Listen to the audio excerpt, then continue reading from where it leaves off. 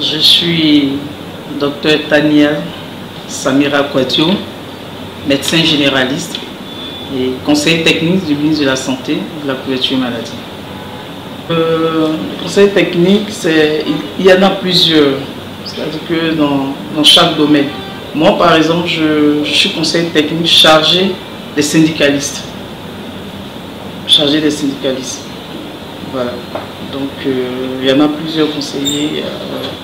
Et quelle est la mission particulière à vous assigner, donc chargé des syndicalistes? Vous faites quoi juste?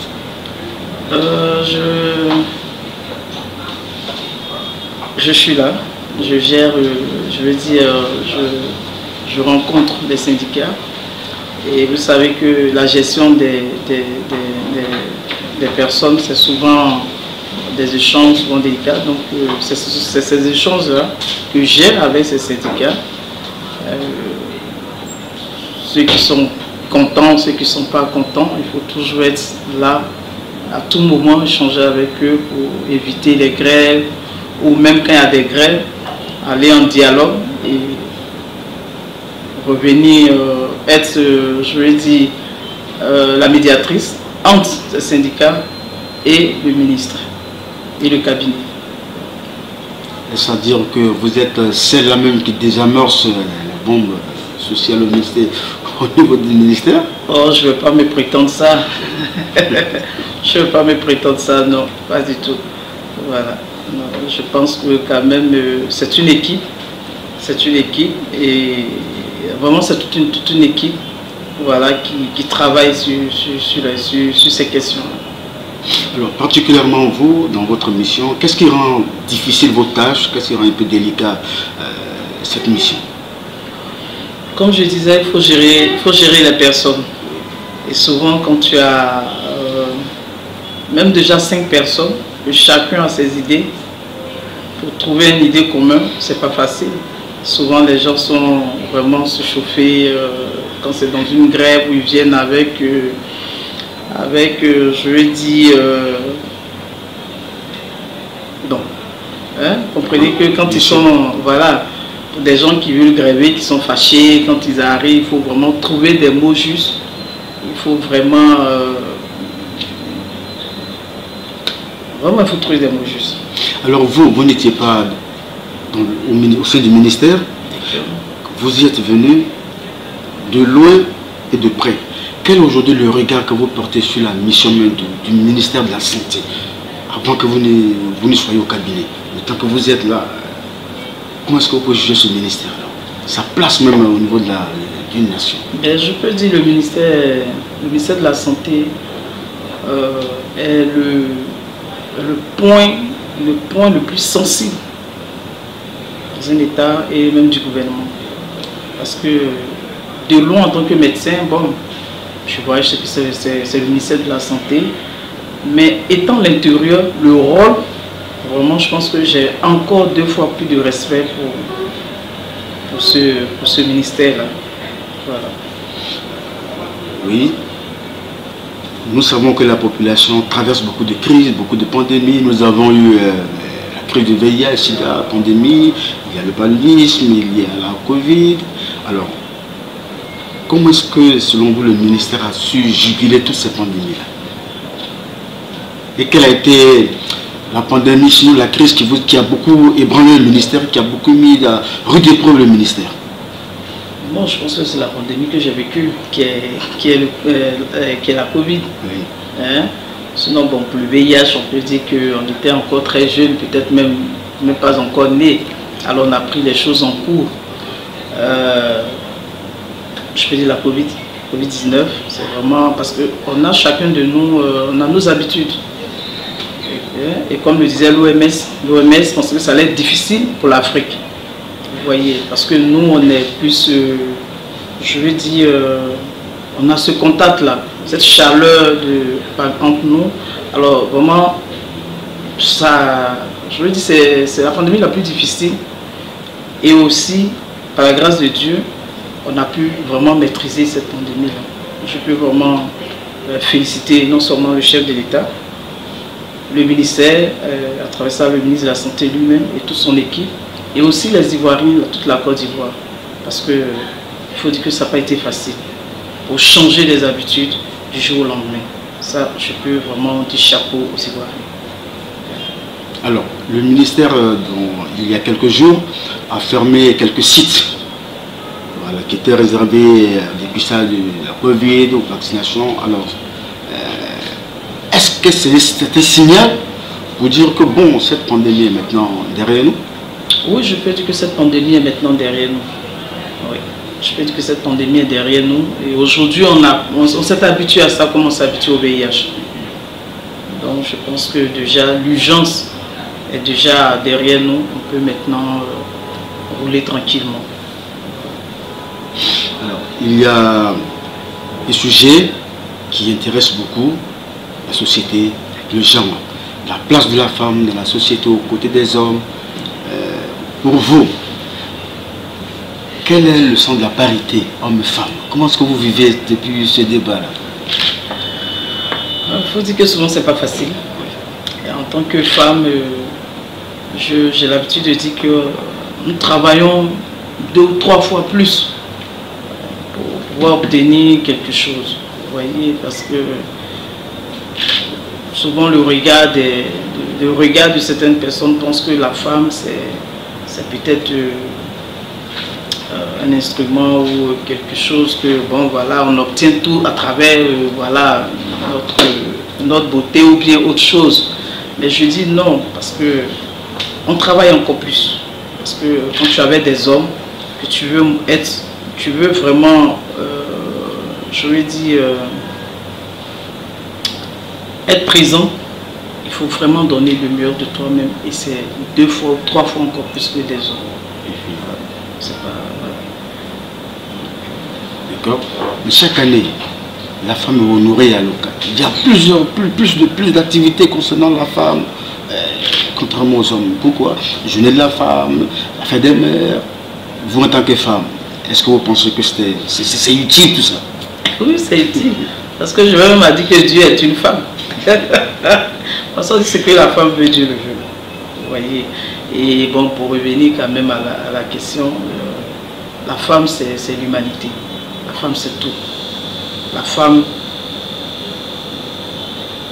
est au monde. Pour qu'un homme soit serein à la maison, pour qu'un homme soit tranquille, c'est la femme. Quand tu veux agiter un homme, agite le foyer. Même au bureau, il sera agité. Quel que soit son titre. Donc vous comprenez que...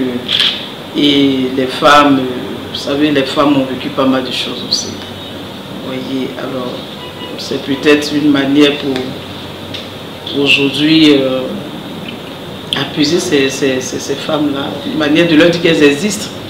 Vous savez, dans le temps, on n'a que des hommes qui prennent des décisions. On n'a que des hommes qui font tout. Mais aujourd'hui, la femme a une place. La femme a une place dans nos sociétés aujourd'hui. Ça, c'est des choses qui ne sont pas faciles. La fête des mères, c'est pour se commémorer de ces moments difficiles à la maternité. Je vous inviterai un jour à l'hôpital, à la maternité. Vous allez voir que ce n'est pas facile. On est entre la vie et la mort. On est entre la vie et la mort. Et pour ça, il faut quand même célébrer ces moments-là. Le 8 mars, vous connaissez un peu l'histoire du 8 mars. Ces femmes qui voulaient réclamer vraiment quelque chose, qui sont tous partis. Hein. Et même ici, en Côte d'Ivoire, vous vous rappelez les femmes de Bassam. Donc je pense que les femmes méritent quand même ces 2 moments de commémoration. Le 30 mars et 31, vous étiez l'invité de la journée nationale des femmes des médias dans les médias. D'accord. Voilà. C'est aussi une journée qui honore les femmes des médias dans les médias. Vous y avez représenté M. le ministre de la Santé, qui est le parrain de l'organisation des femmes reporters photographes du Côte d'Ivoire. Comment est-ce que vous avez vécu ce temps-là? Et qu'est-ce que vous gardez en vous? C'était des temps forts quand même. J'ai gardé de très bons souvenirs. Surtout avec l'exposition photo. M'a permis de voir des personnes comme Tonti Léo, qui étaient pour notre époque. Alors j'ai gardé quand même de très bons moments. savoir qu'aujourd'hui, comme je vous le disais, les femmes aujourd'hui sont un peu partout, à la grâce de Dieu, et aussi la politique du chef de l'État. Nous avons aujourd'hui des femmes photographes, des métiers qu'on pensait que c'était que des hommes à l'époque. Aujourd'hui, nous voyons ces femmes, caméramans et autres, mais vraiment, j'ai beaucoup apprécié. Voilà, c'était vraiment des moments que j'ai vraiment partagé avec ces belles dames, ces femmes courageuses, parce que c'est pas tout le monde. Si vous aviez un conseil à donner à toutes les jeunes filles, que leur diriez-vous? Bon, je dirais à mes sœurs, à toutes ces jeunes filles, que c'est le moment de prendre notre destin à main. On peut tout faire. Il faut seulement avoir l'envie et la détermination et la conviction de ce qu'on veut faire. C'est tout. On peut y arriver. On peut y arriver. Je me posais cette question. Le gouvernement était entendu. D'accord. Est-ce que vous avez peur que votre ministre ne soit pas dedans? Est-ce qu'il soit dedans? Et puis paf, le gouvernement sort. Il est là. Comment est-ce que vous avez vécu ces 2 temps? Ben, c'était quand même un moment, je dirais, si je vous dis facile, pas facile. On était quand même, l'assurance qu'on avait, c'était que il y avait déjà un bon travail qui était déjà les Ivoiriens, pratiquement toute l'équipe. On se disait, on a quand même fait mieux. Si on nous donnait encore la chance de prouver encore qu'on peut faire encore plus mieux que ce qu'on nous demande de faire. Et puis, en même temps, j'avais à quelques jours et autres du discours du chef de l'État. J'étais un peu stressé. Oui, j'ai vécu quand même un peu de stress, comme je disais à mes collègues. C'était comme une femme qui était à l'accouchement. Jusqu'à ce qu'on entende la voix du bébé, rien n'est encore sûr. Et que, voilà, je peux dire que c'était un moment vraiment quand même, voilà. Et Dieu merci, des choses se sont bien passées. Dieu merci, il est là. Oui, vous êtes toujours là. Alors aujourd'hui, en tant que conseiller, aujourd'hui qu'est-ce que vous fixez maintenant? Et ce qu'on fixe, c'est d'apporter le meilleur aux Ivoiriens au niveau de la santé. Continuer vraiment ce que nous avons commencé. Essayer de continuer ce qu'on a commencé. Je pense que la population ivoirienne attend beaucoup surtout quand il s'agit de la santé, les hôpitaux, l'assurance maladie, cette pandémie Covid-19. Alors je pense que, comme je dis, nous travaillons en équipe et nous avons un ministre vraiment qui était rassembleur, qui était un bosseur. Donc je vous assure que nous ne pouvons même pas être paresseux au ministère ici. Alors je pense que les Ivoiriens peuvent être tranquilles. Nous ferons vraiment le nécessaire pour pouvoir répondre à leurs besoins. Et si vous devrez directement parler à tous vos collaborateurs au ministère, que leur diriez-vous? Ben, je leur dirais que le plus difficile commence dès l'instant que nous avons la confiance du chef de l'État, cette confiance renouvelée à travers notre ministre. Je pense que le plus difficile commence et je sais que le ministre a une bonne équipe et je fais confiance à mes collaborateurs, à mes autres collaborateurs et je sais que c'est main dans la main que nous allons y arriver. Et nous formons une famille ici, nous formons une équipe. Et c'est ça la force. Voilà.